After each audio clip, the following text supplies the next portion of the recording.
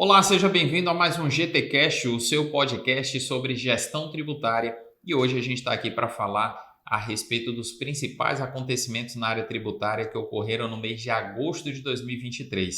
E eu conto mais uma vez com a participação do professor Gustavo Reis, de Daniel Brasil, para quem eu dou um bom dia e passo a palavra também para vocês saudarem o nosso público. Bom dia, Alexandre. Bom dia, Daniel. Bom dia a todos que estão nos acompanhando em mais este programa. A nossa expectativa aqui é trazer o que teve de mais relevante na matéria tributária no mês de agosto de 2023 e a nossa expectativa é trazer um conteúdo de muita qualidade para vocês. Bom dia, Alexandre. Bom dia, Gustavo. Bom dia a todos vocês que estão nos acompanhando aqui em mais uma edição desse GTcast e hoje temos muito conteúdo interessante. É isso, e a gente vai começar com aquele giro de notícias na seção GT News. É com você, Daniel. A primeira notícia é: Fórum propõe aumento do faturamento do MEI para R$ 144.900.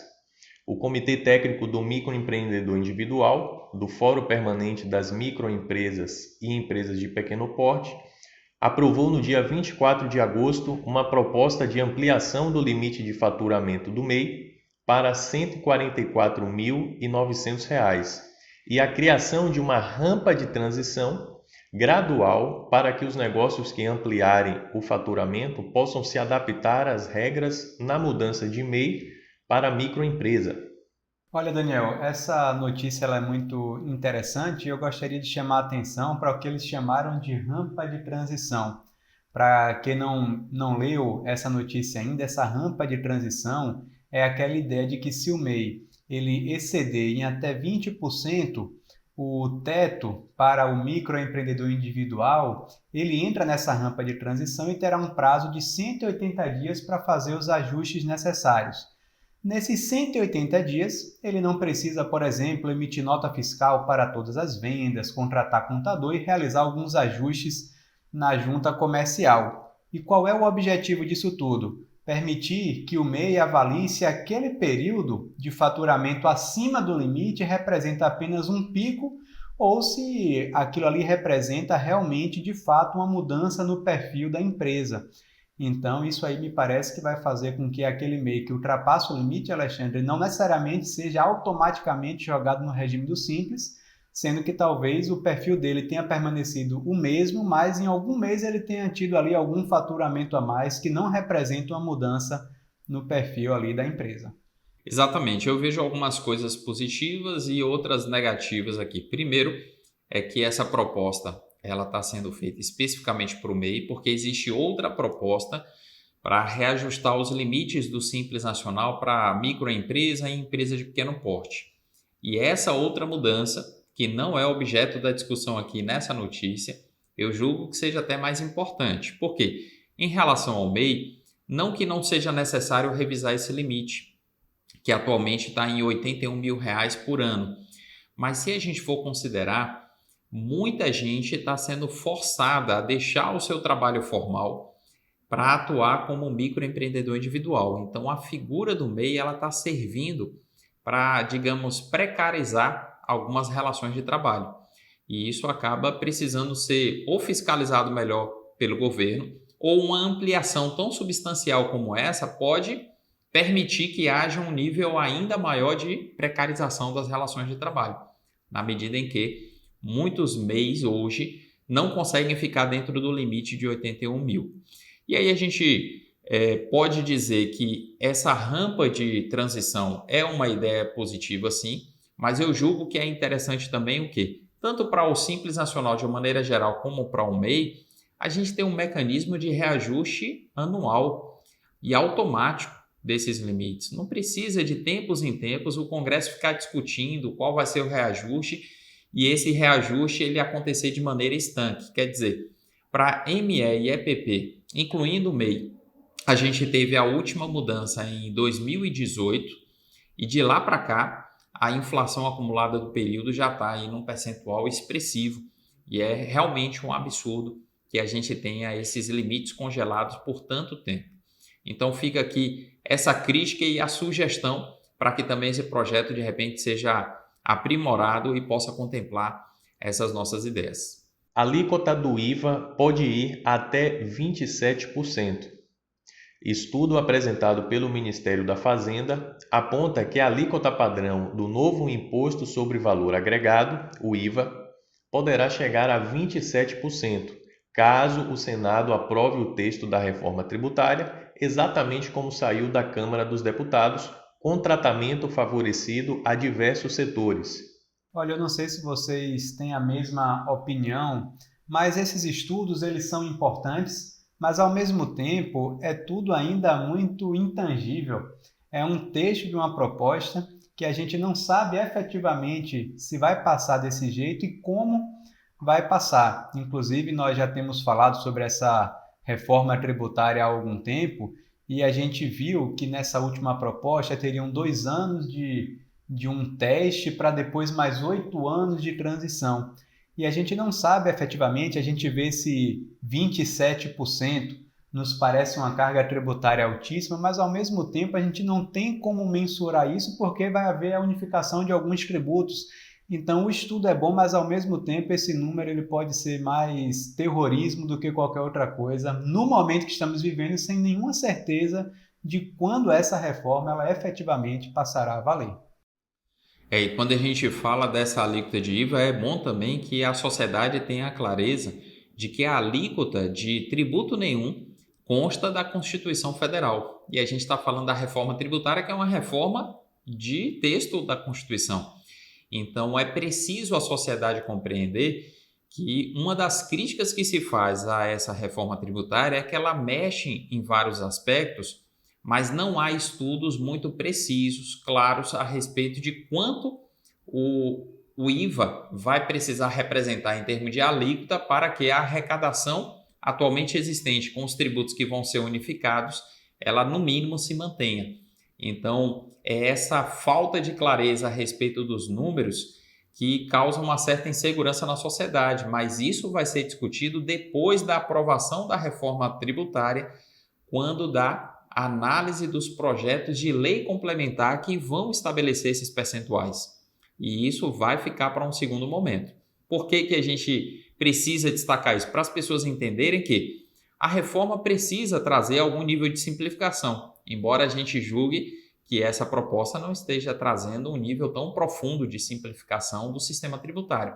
Mas a reforma precisa ser aprovada para a gente passar para a próxima etapa, que é a discussão das alíquotas. E aí, quando eu vejo uma notícia como essa, eu vejo que é mais um chutômetro. Não que eu acredite que a alíquota vai ficar inferior a esse patamar. Eu estou sendo, inclusive, mais pessimista e estou imaginando uma alíquota desse percentual para cima. E que, de fato, vai revelar um grande absurdo, que é a carga tributária pesada que a gente tem em comparação com os serviços públicos que o Estado, de uma maneira geral, oferece. Conheça a variedade de produtos que a Open Soluções Tributárias tem para você. Desde consultoria personalizada até treinamentos na área tributária, atuamos também na edição de livros e com o sistema web Gestão Tributária, voltado para a apuração das principais retenções incidentes na fonte. Estamos prontos para atendê-lo com a solução mais adequada para a sua necessidade. Ligue 0800 888 1482 e fale com a gente.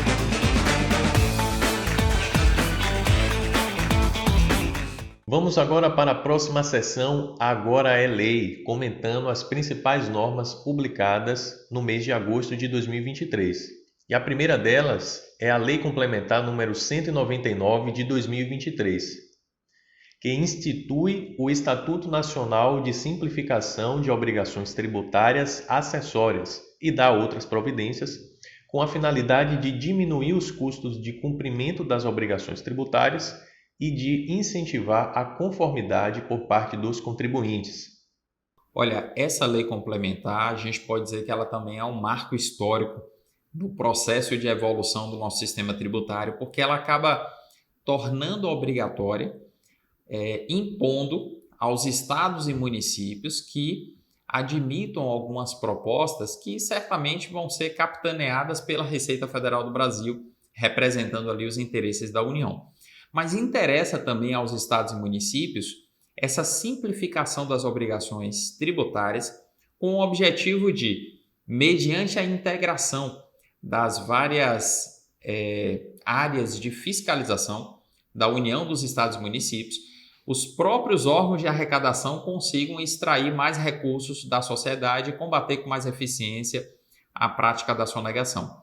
Diz o texto que também o objetivo dessa simplificação é reduzir a burocracia para as empresas em geral, e que a gente sabe que no Brasil é algo que custa muito para as empresas. Inclusive, um estudo do Banco Mundial publicado há alguns anos atrás revelou que o Brasil ele não é só campeão nesse quesito, ele é disparado o primeiro lugar em número de horas gastas pelas empresas, em média, para o cumprimento de obrigações tributárias. O que isso revela? Que a Lei Complementar 199 ela vem para contribuir com o processo de simplificação e para tirar o Brasil do topo desse ranking tão infeliz. O que a gente precisa ver é se a efetivação disso, a implementação daquilo que está sendo projetado pelos órgãos de fiscalização, vai de fato trazer redução na burocracia para as empresas ou só vai trazer facilidade de arrecadação por parte dos órgãos fazendários. Olha, esse é o principal ponto para mim, Alexandre, dessa mudança. A gente sabe, obviamente, que tudo isso não é simplesmente uma ideia de ajudar os contribuintes. Vamos agora simplificar a vida do contribuinte. É óbvio que não. Por trás de tudo isso existe ali um desejo, um interesse de arrecadar mais e melhorar a fiscalização. Se essa melhoria de fiscalização e arrecadação repercutir, inclusive, na melhoria da vida do contribuinte, vai ser muito bem-vindo, que é o que nos parece. E eu percebi que no artigo 4º dessa lei tem algo que é muito interessante. Diz que a União, os Estados e o DF e os municípios atuarão de uma forma integrada e poderão ter acesso à base de dados de documentos fiscais e outras declarações, inclusive documentos de arrecadação, que vierem a ser instituídos. Então, é como se a União pudesse ter acesso a declarações ou informações dos estados e também da base dos municípios. Esse, inclusive, é um dos objetivos com a nota fiscal de serviço eletrônica padrão nacional. É a União ter acesso ao que os contribuintes estão emitindo de nota fiscal.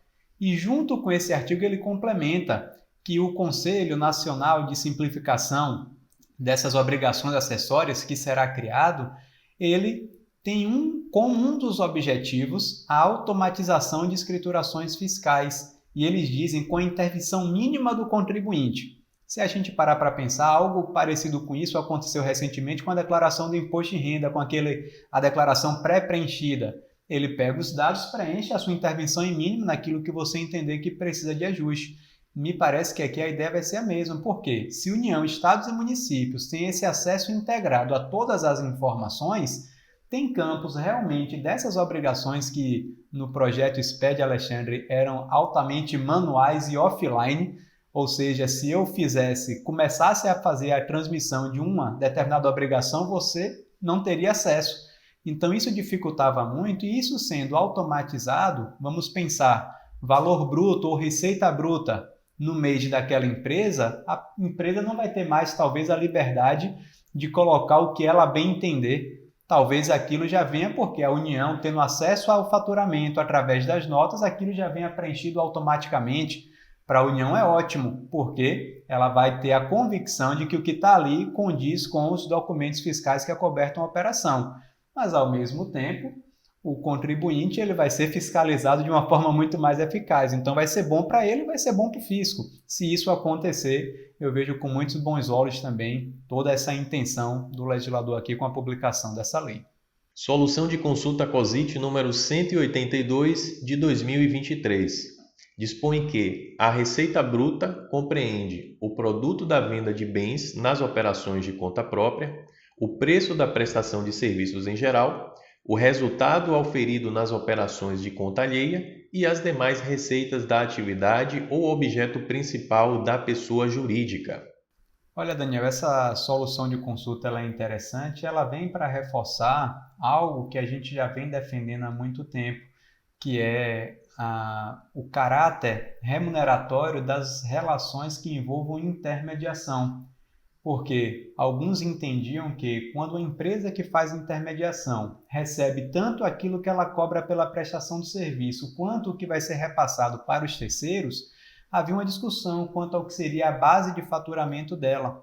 E aqui parece que foi algo muito parecido. É uma administradora de planos de saúde que tem contrato com essas operadoras de plano e fazem ali ajuda no recebimento de mensalidade dos clientes, repasse, contratos, etc.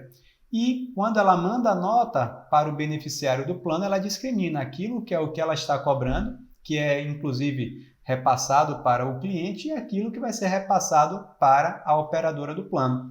E a Receita aqui foi muito enfática ao dizer que o que é receita da administradora é aquilo que ela cobra para a prestação do serviço. Então, o que é repassado posteriormente à operadora do plano não compõe a sua base de tributação. E aqui, ao meu ver, confirmando o que já vimos falando sobre as intermediações. Solução de consulta COSIT número 164 de 2023, que dispõe que o crédito tributário decorrente de ação judicial pode ser executado na própria ação judicial para pagamento, via precatório ou requisição de pequeno valor, ou ainda, por opção do sujeito passivo, ser objeto de compensação com débitos tributários próprios na via administrativa. Tem duas observações importantes aí que, apesar de a União permitir isso, e ela permite com a proposta de facilitar, desburocratizar o processo de pagamento dessas dívidas já impostas pelo judiciário, na medida em que ela faz esse encontro de contas com o contribuinte, ela impõe também alguns requisitos. E aí cabe ao sujeito passivo, no caso do tributo, a empresa que tem direito de receber o crédito ali decorrente do precatório, por exemplo, fazer o pedido de habilitação do seu crédito, mas que não significa o pedido de reconhecimento da quantia que está sendo pleiteada. A habilitação, ainda que deferida pela Receita Federal, ela é passível de verificação e aquele crédito, porventura habilitado pela Receita, pode, em um processo de auditoria, ele ser parcialmente glosado. E outra coisa importante, que diz respeito a essa questão também, é que o sujeito passivo ele precisa observar todas as normas que estão prescritas lá, em especial na Instrução Normativa 2055, para proceder à utilização desse crédito. E isso acaba demandando uma série de procedimentos que ali na aplicação dessas normas, no caso concreto, exigem muita integração entre a área jurídica e a área contábil. E isso a gente vê que é uma dificuldade de muitas empresas, não é, Gustavo? Às vezes a comunicação entre o escritório de advocacia, que muitas vezes obtém a decisão favorável, e a contabilidade, que sabe ali quais são as limitações, as dificuldades da conversão daquele crédito em crédito compensável, muitas vezes essa comunicação é cheia de ruídos. É verdade, e muitas vezes há uma rixa entre contabilidade e o setor jurídico porque se acha que um quer tomar o trabalho do outro quando na verdade deveriam estar trabalhando juntos para o benefício do seu cliente. Então a gente percebe um pouco disso, inclusive talvez um dos grandes problemas e dificultadores aqui, Alexandre, nesse tipo de situação é o controle do crédito, né? Como a contabilidade vai controlar aquele crédito. Então, o setor jurídico trabalhou, promoveu a ação, ganhou, foi feita a habilitação e aí depois entra o trabalho contábil de administrar aquele crédito e como utilizá-lo mês a mês, com quais créditos poderão, na verdade, com quais débitos vincendos aquele crédito poderá ser compensado. Então, são questões técnicas aí, mas que no frigir dos ovos, essa comunicação clara, né, entre contabilidade, jurídico e a própria empresa deve ser muito boa. E eu lembro, inclusive, de outras questões decorrentes disso, como, por exemplo, a própria tributação dos valores que são objeto de recuperação, já que a Receita Federal tem posicionamentos diferentes ali, em considerando a incidência de imposto de renda, CSLL, a incidência de PIS e COFINS, sobre esses valores recuperados que devem ser, inclusive, dissecados em duas parcelas. É o valor, porventura, de um tributo objeto de recuperação e o valor da atualização pela taxa Selic sobre aquele crédito tributário. Tudo isso acaba exigindo esse trabalho em conjunto entre a área jurídica e a área contábil, e que é, por dificuldade de comunicação, um problema em muitas empresas que fazem esse tipo de recuperação. Solução de consulta COSIT número 175 de 2023. Desde que sejam atendidos os requisitos da legislação de regência, o benefício fiscal do PES pode ser aplicado no período de março de 2022 a fevereiro de 2027 às receitas auferidas e aos resultados obtidos em decorrência do exercício das atividades econômicas enquadradas no Código 5611-2/01 da CNAE, restaurantes e similares, por pessoa jurídica que em 18 de março de 2022 ostentasse o referido CNAE e, conforme disposto na Lei 11.771 de 2008, estivesse regularmente inscrita no Cadastur. Olha, me parece que essa solução de consulta, Daniel, e eu tive a chance de dar uma olhada no teor que foi disponibilizado pela Receita, foi simplesmente uma confirmação de algo que não mudou, considerando o código CNAE que está previsto aqui. Inclusive, Alexandre, na solução de consulta, a Receita fala assim, olha, aqui nós temos que quebrar essa análise em 3 momentos.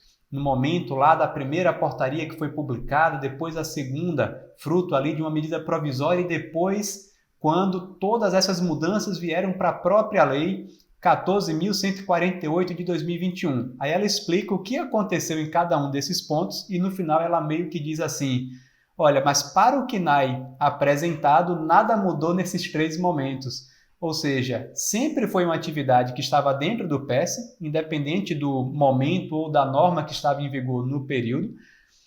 Sempre houve o requisito de que a empresa já possuísse esse tipo de atividade desde março de 2018 e desde lá atrás, para esse tipo de atividade já existia a necessidade desse cadastro, no Cadastur, que aqui é o nosso ponto talvez de divergência por achar que esse cadastro talvez pudesse ser dispensado para que essa empresa pudesse se beneficiar do PES, mas me parece aqui que a Receita fez uma grande explicação do histórico do PES para no frigir dos ovos a orientação ser no sentido de que a atividade é permitida e se esses requisitos estiverem presentes, ela pode se beneficiar dessas alíquotas zero de IRC, SLL, PIS e COFINS de março de 2022 a fevereiro de 2027. E a Receita ela se apega ao que está escrito na legislação, ela não faz a avaliação aqui de inconstitucionalidade de eventual norma, né? Aqui a questão que a gente diverge, que Gustavo bem lembrou, diz respeito principalmente ao fato de que a legislação anterior que exigiu o cadastro no PES não era lei propriamente, só passou a constar esse requisito do cadastro lá no Cadastur, né? Que eu acho que eu falei errado. O cadastro no Cadastur passou a ser exigido na lei apenas agora, a partir de 2023, quando a medida provisória, salvo engano, a 1147, foi convertida em lei e a gente noticiou aqui em outro programa. Então, antes dessa exigência constar da lei, como constava apenas em instrução normativa, em portaria, a gente entende que era questionável. Agora, com a previsão constando ali da lei, a gente pode dizer quem aproveitou essa janela e se enquadrou em tudo antes da publicação dessa alteração agora no ano 2023, vai se valer do benefício sem qualquer tipo de resistência ou oposição por parte da Receita. Eu só lamento porque muitos empresários do segmento acabaram dormindo no ponto e não adotaram nenhuma providência antes que a lei fosse publicada. E agora, querer questionar a exigência do cadastro antes da autorização da previsão legal, dizendo que não podia essa autorização constar, ou essa exigência constar de instrução normativa, tem um risco muito menor, muito maior de ter insucesso nessa discussão. A próxima norma é a Solução de Consulta COSIT número 190 de 2023.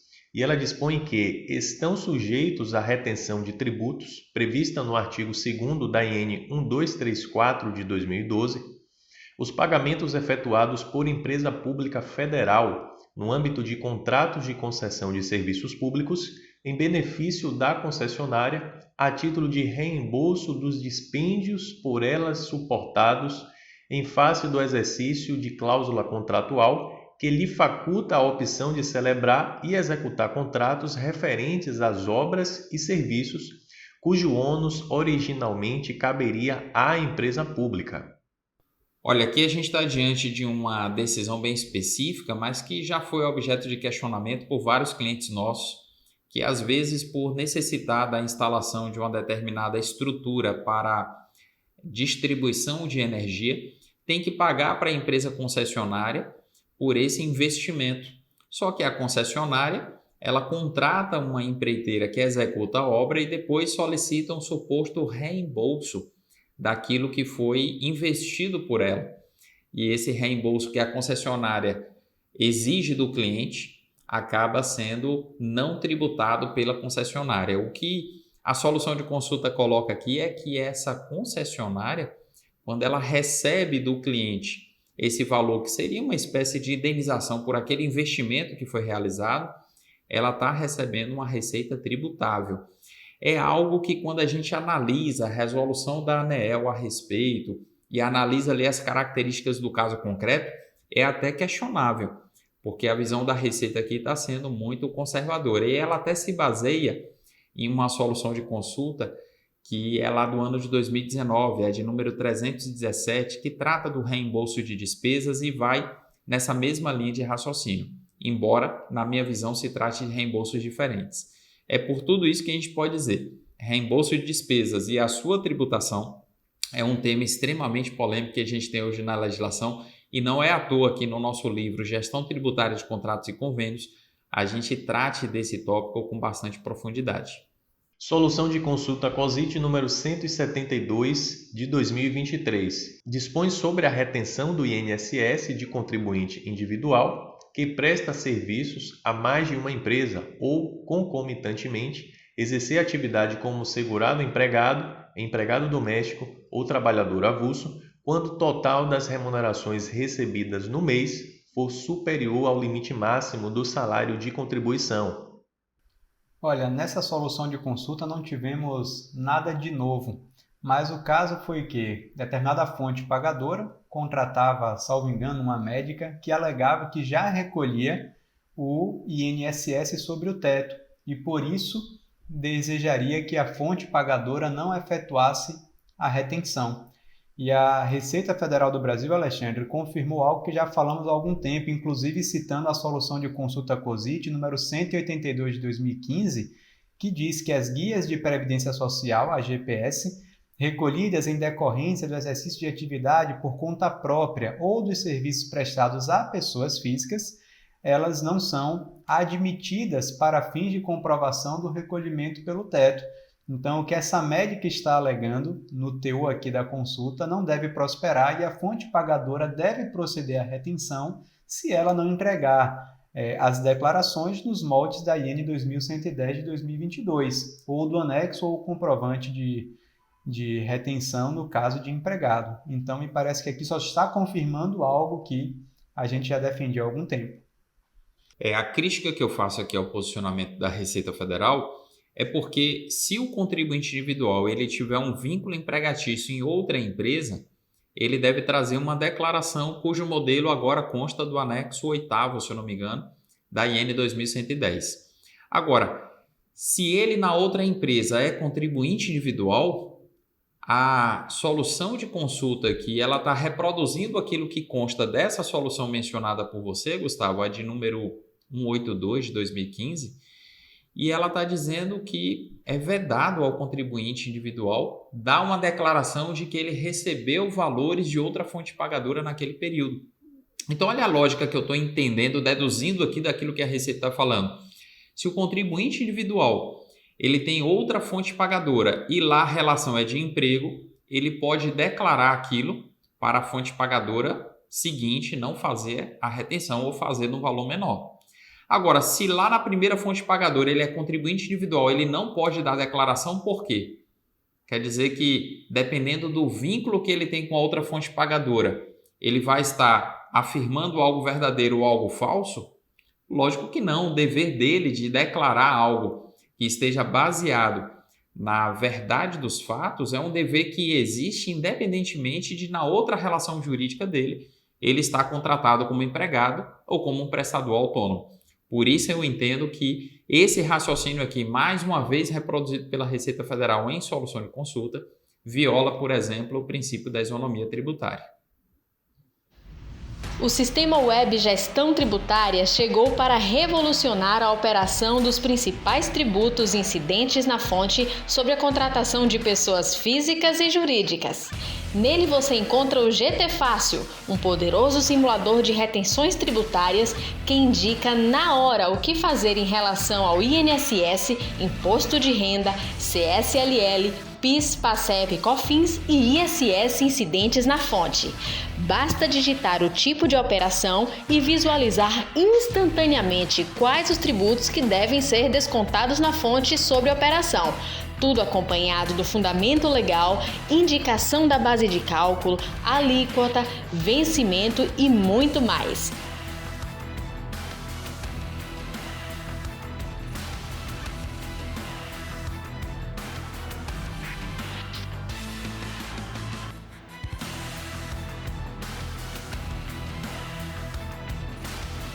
Acesse www.gestãotributária.com e saiba mais. Vamos agora para os comentários acerca das principais decisões judiciais ou administrativas sobre a matéria tributária, a seção de olho nos tribunais. Reconhecimento da imunidade para empresa pública conferida pelo STF volta à discussão. A Empresa Brasileira de Pesquisa Agropecuária, Embrapa, obteve decisão na Justiça Federal para que sua unidade de pesquisa, situada no município de Concórdia, em Santa Catarina, não pague tributos ao município, como o ISS. A Segunda Vara Federal de Chapecó considerou que a empresa pública tem imunidade tributária, conforme já julgado pelo Supremo Tribunal Federal. Olha, essa é a tese que a gente costuma dizer que é a tese dos Correios, né? Porque ela acabou ficando famosa a partir de uma iniciativa dos Correios que pleitearam no Judiciário o direito de não pagar o ISS sobre suas receitas. E aí a gente pode dizer, a moda pegou, né? E aí quando a empresa pública presta um serviço de natureza pública e ela preenche outros requisitos, como por exemplo, não distribuir dividendos a particulares, no caso não seria nem empresa pública, seria no caso da sociedade de economia mista e outros requisitos mais. Isso já é admitido pela própria Procuradoria da Fazenda Nacional no âmbito dos tributos de competência da União e aqui, nesse contexto, a Embrapa está pleiteando isso também em relação ao ISS. A questão é que a gente precisa discutir o serviço que a Embrapa presta, ele é um serviço público, assim como o serviço dos Correios, objeto até de um monopólio estatal.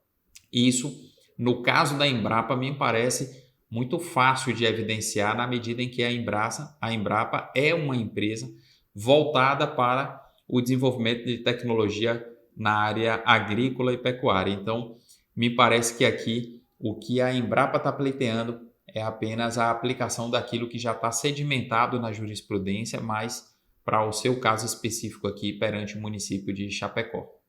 E já temos visto isso, inclusive, Alexandre, com outras empresas. Aqui na Bahia temos a Embasa, que correu atrás no judiciário de decisão e foi concedido de forma muito similar. E quando você citou que a PGFN já se manifestou, foi inclusive no parecer número 15935 de 2021. E lá ele estabelece esses requisitos que você mencionou. Primeiro, tem que ser um serviço público essencial, não pode distribuir lucros a acionistas privados e nem oferecer risco ao equilíbrio concorrencial.